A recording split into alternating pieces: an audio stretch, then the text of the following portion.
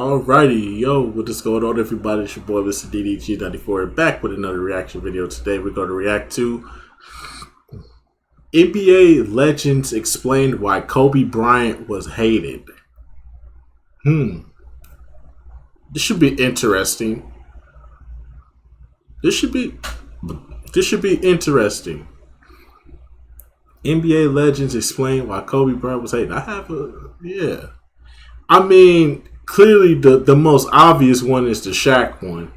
That's the most obvious one. That's even one I can even attest to. I hated Kobe for. I hated Kobe for the Shaq fiasco. I hated him for a minute, but then he scored 81 points, and I was just like, you know what? If he out here scoring 81, I mean, shit. He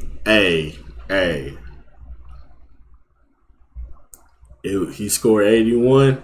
I ain't say nothing bad about that man ever again. I said that was a bad motherfucker with the basketball. And I started noticing his game a lot more. And it made me start taking the game more seriously. It made me actually start wanting to improve. Like I said, Jordan introduced me to the game. Iverson made me feel like I could play it. Kobe made me take it more seriously. Makes a lot of sense. So I started studying like how Kobe was doing. Kobe was studying people. Everybody would say, oh, he a copycat. He be stealing everybody's moves and stuff. Like, no. He's a student of the game. He's studying. He's understanding how you do your things. You know what I'm saying? And there's nothing wrong with there's absolutely nothing wrong with copying another player. Because how else are you gonna get great? If you need footwork techniques, you will watch a Tim Duncan video. You will watch a Hakeem Olajuwon video. You will watch anybody that had good feet work. So Kobe, Jordan, you will watch their feet work and you will see how fundamentally sound they were. And you know what I'm saying? If you wanted to have a quicker handle, you would go watch Tim Hardaway, Bad Boy Pistons, Isaiah Thomas, Allen Iverson. You would go watch them if you want to have a quicker handle. You know what I'm saying? If you want to get better at jump shooting, you would watch a Reggie Miller, you watch a Ray Allen, you watch a Steph Curry, Klay Thompson video. You know what I'm saying? If you wanted to work on defense, you would watch Scottie Pippen or Kawhi Leonard. There's nothing wrong with that. That's what I was doing. But anyways, let's get right into this video. During his extensive 20-year tenure in the NBA with the Los Angeles Lakers, Kobe Bryant embodied a multitude of roles. He garnered an impressive array of accolades, securing 5 NBA championships and clinching the title of NBA Finals MVP on 2 occasions. Additionally, Bryant was recognized as the NBA MVP for the 2007-08 season. His remarkable track record includes 18 All-Star appearances, 4 of which resulted in All-Star Game MVP titles. He further boasted an astounding 15-time All-NBA selection, 12-time All-Defensive selection, and held the distinction of being a 2-time scoring champion.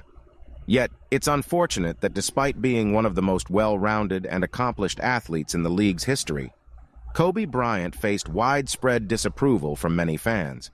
Could this animosity stem from his perceived threat to Jordan's legacy? Or perhaps it's attributed to his portrayal as an arrogant and self-centered ball-dominant player. In this video, we delve into the 10 factors that contributed to the animosity directed at Kobe Bryant. Let's get started. Number 1.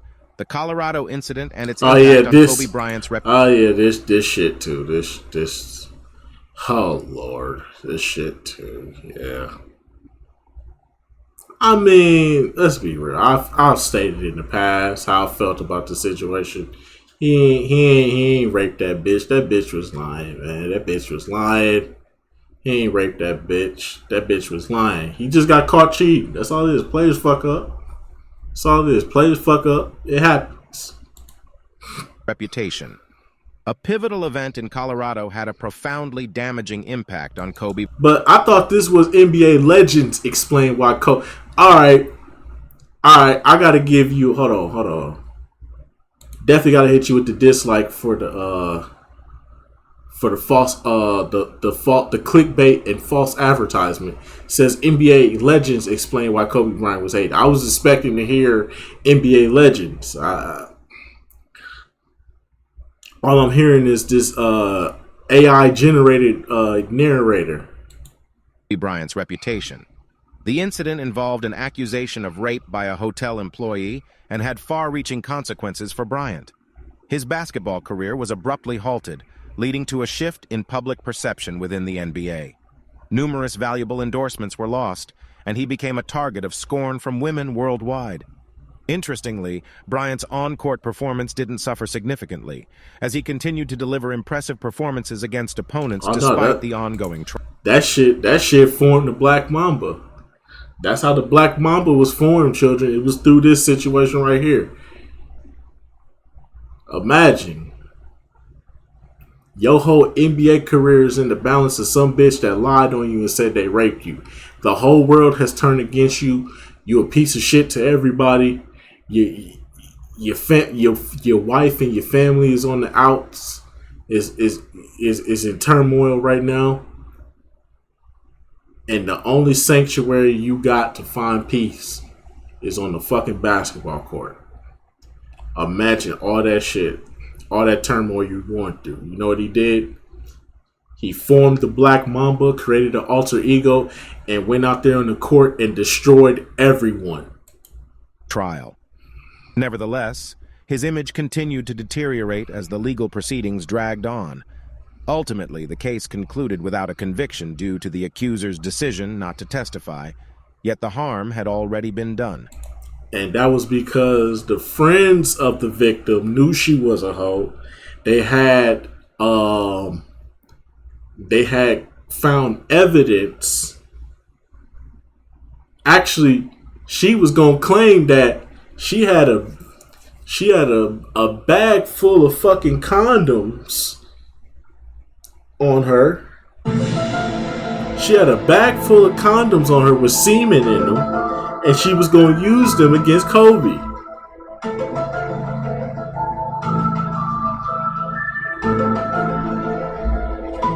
But her friends outed her.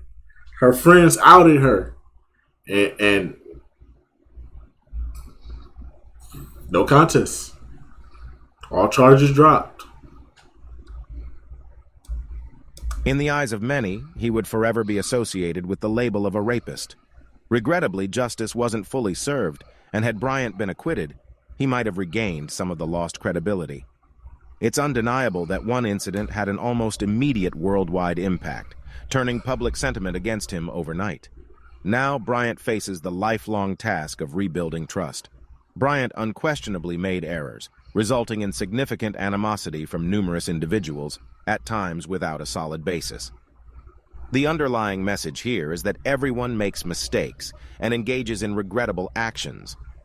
While it's acceptable to hold personal biases against Bryant due to his competition against one's preferred team, harboring resentment based on unproven allegations achieves nothing and reveals more about one's character. Yep. So until the next encounter, let's remember the value of empathy and enjoy the sport of basketball. You're innocent till proven guilty. Number 2. Kobe Bryant's performance in Game 7 and unjust criticism.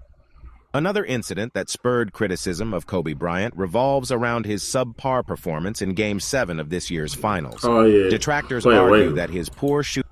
Wait, you said finals? Nigga, that was the first round. What the hell are you talking about?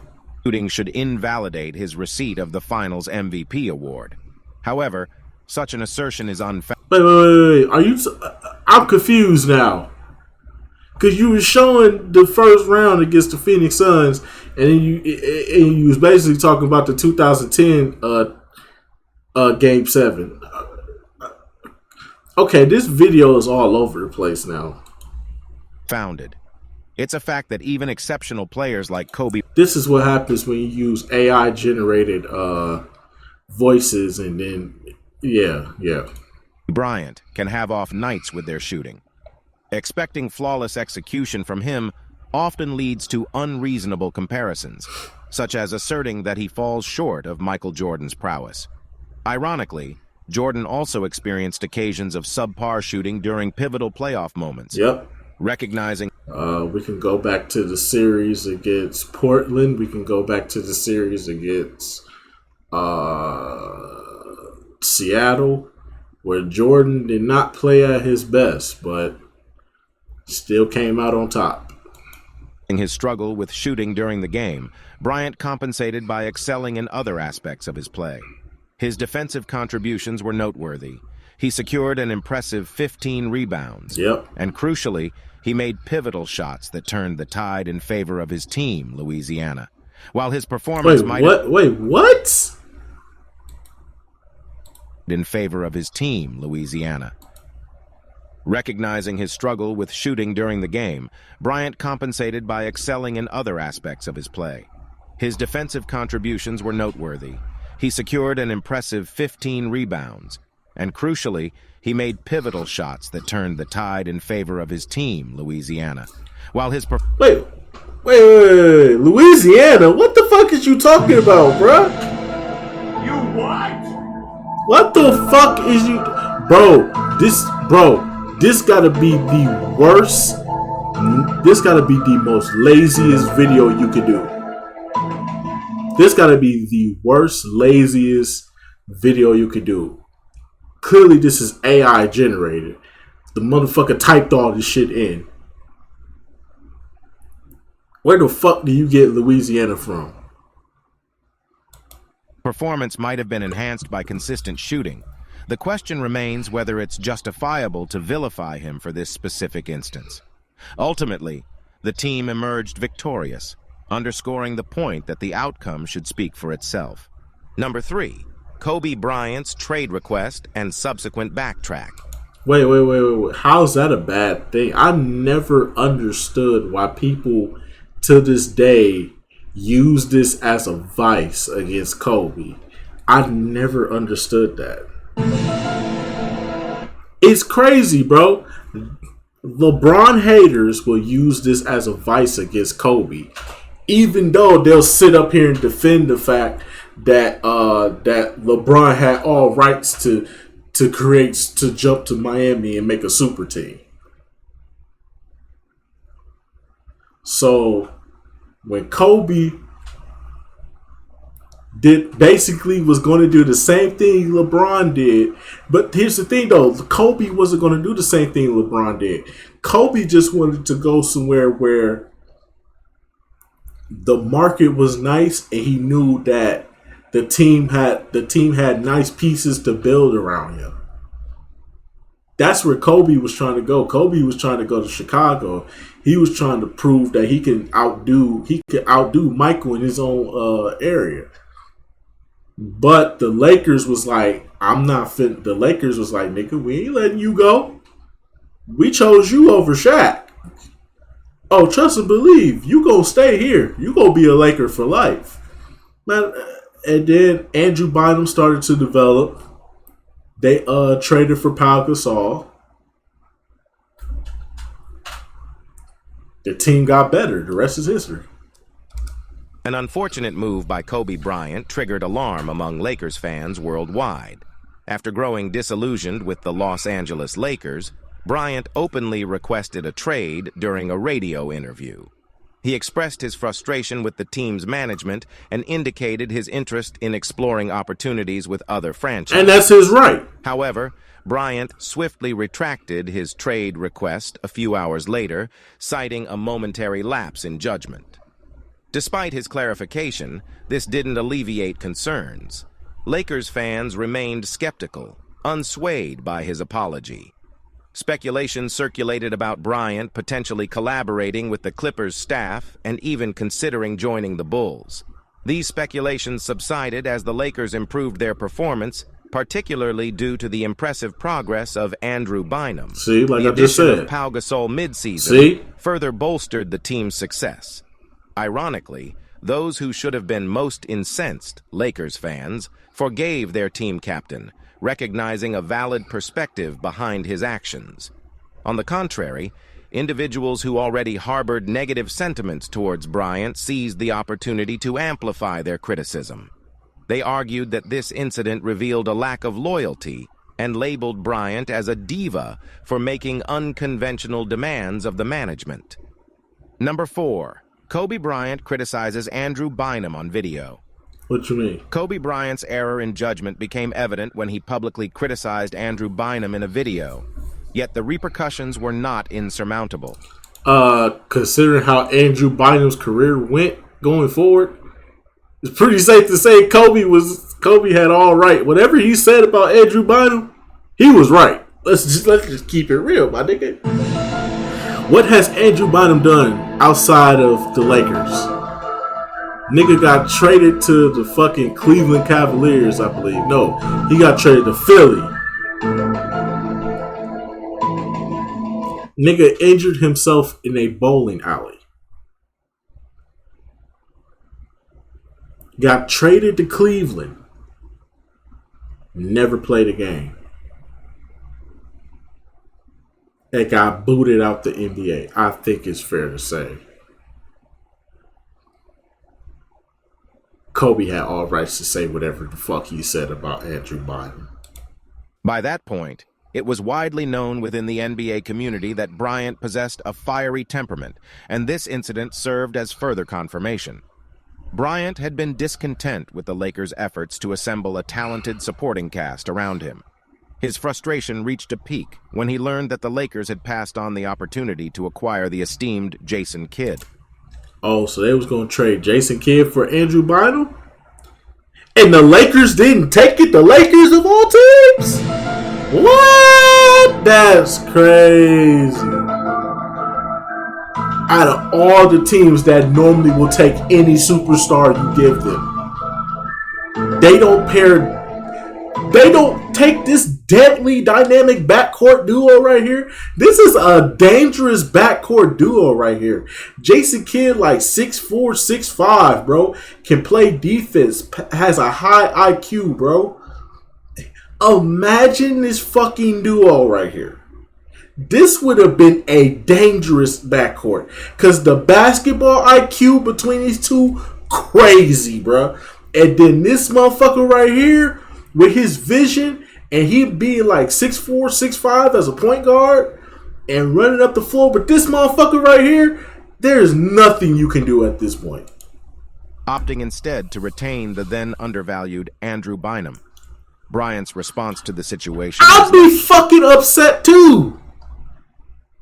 And you would think that the Lakers would bite on that, considering the fact that Jason Kidd is an all-star and a superstar and all that. You would think that LA would bite on that. How did they not bite on that, bro? That's something I would, bro. Jason Kidd and Kobe would have won like 4 or 5 championships at best, bro. That is a dangerous, deadly backcourt right there. Less than ideal. On camera, he expressed... That's a first-team all-defense backcourt right there. Fuck it. That's a first all-NBA team backcourt. disbelief. Fuck Andrew Bynum, nigga. You can just get a Pau Gasol if that's the case. You still get a Pau Gasol, you wouldn't even need Andrew. That the Lakers hadn't pursued the deal, questioning the significance of Bynum, saying, "For Bynum, who is that kid anyway?" This statement portrayed Bynum as expendable and led to a public backlash against Bryant. Over time, Bryant and Bynum appeared to mend their relationship, and it became evident that Bynum held substantial value for the Lakers despite the initial incident years ago. Number 5. The split with Shaq and its misconceptions. Yeah, amongst all the reasons to hold... This is the obvious one. This is one I can even admit that I'm a part of, bro. I hated Kobe because of the Shaq incident too, but over time I learned to, like I said, he scored 81. I ain't had nothing else bad to say about this man. Disdain for Kobe Bryant, one in particular stands out for its ironic amusement. I find it quite comical that this particular reason is often cited as a basis for hatred, especially if one hasn't delved into its accuracy. The claim suggests that Kobe's alleged role in breaking up a potentially monumental dynasty serves as grounds for animosity towards him. However, this claim is simply that a rumor without substantial credibility. Facts. To be sure, there was indeed a rift between Kobe and Shaq, a feud. Shaq even admitted what happened. Shaq said it was him. He said, I wanted more money. The Lakers like, nigga, we is not finna pay you no max dollar contract. You could take this offer right here that we got on the table for you, or we could send your ass to Miami. And the rest is history. That's hard to deny. Yet the truth is, it was the Lakers management that made the decision to dissolve the team that had recently secured a three-peat championship. As the offseason drew near, Shaq's contract was up for renewal, and the bitter reality was that Jerry Buss wasn't keen on re-signing Shaq for maximum compensation, given his noticeable decline due to aging. The verdict was handed down from the upper echelons to part ways with Shaq while still obtaining value in return through a trade. The intention was to restructure the Lakers roster around the promising young talent of Kobe Bryant. Jerry Buss orchestrated a deal that possibly could have been more favorable for the Lakers, with names like Odom, Butler, and Brian Grant mentioned, and the aftermath turned into a media narrative that predominantly targeted Kobe Bryant, likely because he was the one who remained and Shaq moved on. Fans loyal to Shaq may express their discontent regarding this outcome, but in an alternate scenario where Shaq was retained and Kobe was let go, the same blame could very well have been attributed to Shaq for the dismissal of a budding superstar. Number 6. Phil Jackson's assessment of Bryant's coachability. Following the split with Shaq, the fortunes of the Lakers took a sharp downturn. The departure of Shaq to Miami, Fisher's decision to join the Warriors, and Phil Jackson's exit all contributed to a tumultuous period, leaving Kobe Bryant in a figurative state of disarray. Matters would soon worsen when Phil Jackson authored a book titled The Last Season. The book... Well, see, Phil always been a piece of shit. He always been dogging the players that he coached. Like, why do you... I don't get that, bro. Why do these coaches make books about these players and dog them in them? Like, dog, if it wasn't for Kobe, you wouldn't even have all the championships you have, nigga. Be grateful that you was playing, that you even had a player like Kobe, that you even had somebody that had the same competitive fire as Michael. Nigga, be grateful for that, bro. Phil Jackson is a piece of shit to me, bro. Book's release provided ample fodder for the press, particularly sections that scrutinized Kobe Bryant in detail. Within its pages, Phil Jackson asserted that Bryant was uncoachable, suggesting his stubbornness often led him to go against the team's direction. These statements by Jackson validated long-held suspicions about Bryant and exacerbated public resentment toward him. However, Bryant's reputation saw redemption within a year, as Phil Jackson returned to coach the Los Angeles Lakers for another season. Jackson eventually dialed back some of his critical comments about Bryant because he knew he was in the wrong. Return to the coaching role somewhat. He knew he was in the wrong. He knew he should have said that about Kobe. The question arose: if Bryant truly posed such difficulties to coach, why would Phil Jackson resume his coaching duties so promptly? Number 7. Kobe Bryant's role as an obstacle to championships.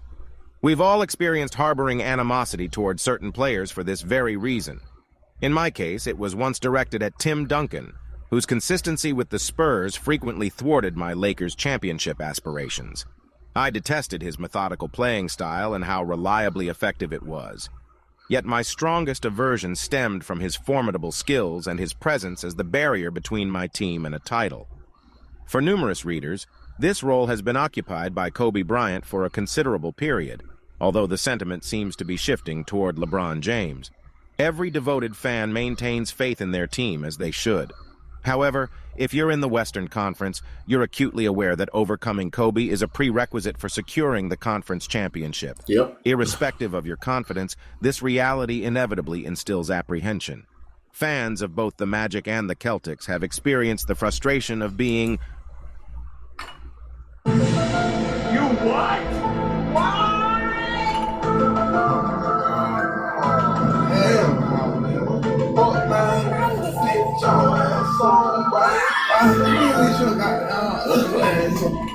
What the hell?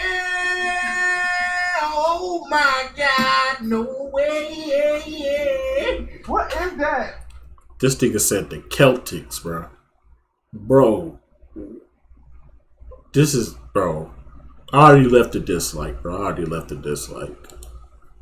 One Kobe away from claiming a championship in recent years. It's easy to comprehend why you might harbor resentment against an individual who consistently denies your team advancement in the playoffs season after season. The concept certainly isn't foreign to Jazz fans. It's entirely justifiable if this particular reason fuels your antipathy towards Kobe, as we've all encountered such sentiments. Number 8. Kobe Bryant's isolation and team dynamics. This particular point, number 8, is open to interpretation, but it's where I genuinely sympathize with Kobe Bryant. Following Shaq's departure, Bryant found himself surrounded by a roster of less than stellar starters.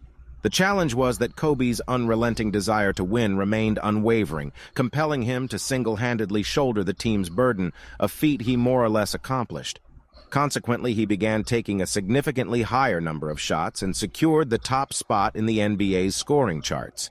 Unfortunately, this led to allegations of him being a selfish teammate and a ball hog.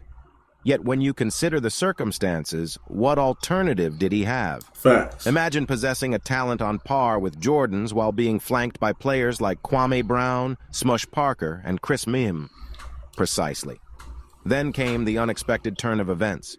Paul Gasol joined the Lakers shortly thereafter, and Derek Fisher returned from his stint with the Jazz Warriors. Suddenly, the Lakers' outlook improved significantly. The emergence of Andrew Bynum as a consistent double-double player and the increased options for Kobe to pass reshaped the dynamics of the team. This transition led to a noticeable drop in his points per game average, and his reputation seemed to improve after guiding the Lakers to the finals in 2008. Nevertheless, instances persisted where Kobe prioritized facilitating the ball to his teammates over pursuing his own shots. Number 9. Kobe Bryant's reserved demeanor. This section may appear akin to the previous one, but it delves into Kobe Bryant's demeanor off the court. Kobe's aloofness isn't limited to interactions with fellow players. It extends to post-game scenarios. It's become customary for Kobe to offer only a few words about the game, often variations of the same sentiment. We're pleased with the victory, taking it one game at a time, and I believe our team performed well collectively out there. I must emphasize that Kobe Bryant possesses a sharp and engaging personality. What renders him captivating to listen to is the rarity of his candid remarks. When he does share a noteworthy quote, it holds more weight than a discourse from any other player. Yet some interpret his media approach as cold and obstinate. Even though Chris Rock took Kobe's direct snub during a finals game in stride, it's conceivable that he found it somewhat unusual. Like LeBron. This demeanor, while continuing to alienate those not in his devoted fan base, is intrinsic to Kobe's nature. He's fundamentally wired to excel and be the ultimate competitor. If you're seeking an NBA best friend forever, you're better off with individuals like Wade, Howard, or James. Number 10. Kobe Bryant's limited NBA friendships. Except for rare exceptions, Kobe Bryant maintains minimal friendships in the NBA beyond his Los Angeles Lakers teammates. His fiercely competitive disposition fundamentally precludes it. He's not interested in hearing Dwight Howard's latest jest or arranging dinner plans with Wade after a game. Kobe scarcely cares to exchange pleasantries before tip-off. He's on the court for one purpose: to emerge victorious. While his approach may provoke controversy, it evidently yields results. If you're not Kobe's friend, it signifies he can overpower you. He can employ his full arsenal of skills and tactics to secure the win, without a shred of remorse for dashing your hopes. This strategy has propelled him to multiple championship victories, though it hasn't earned him a prominent spot on the favorite friends list of many superstars. These insights into Kobe Bryant's demeanor and disposition lead us to the initial reason you might harbor antipathy toward him. At some point, Kobe has likely had a dispute with your preferred NBA player, whether it's been with Paul Pierce, Ray Allen, LeBron James, Raja Bell, Shaquille O'Neal, or countless others. The list stretches extensively. If this is why you find it challenging to embrace Kobe Bryant, I can respect that perspective. Leave us your reason why you hate Kobe Bryant. We hope you have found this helpful video. Don't forget... But anyways, though, this is a falsely clickbaited video I already left a dislike. This is a L video right here. Anyways, though, that's just gonna about do it for this one. I will see you all in the next video. Till then, peace out.